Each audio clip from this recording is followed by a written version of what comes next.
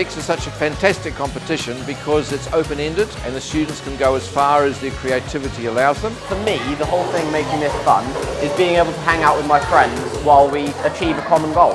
A lot of applicability of the skills they learn, and it could be in any career they choose. And the ability to adapt and the ability to innovate and the ability to work with people and teamwork is really quite critical.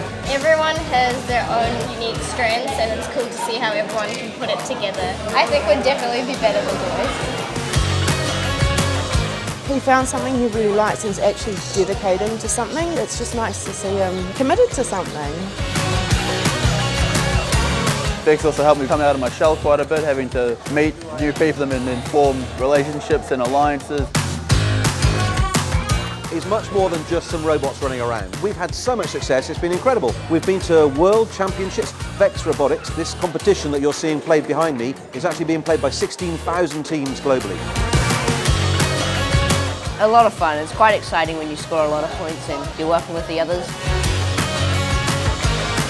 It's like video games, it's a video game in real life, and who doesn't want to do that?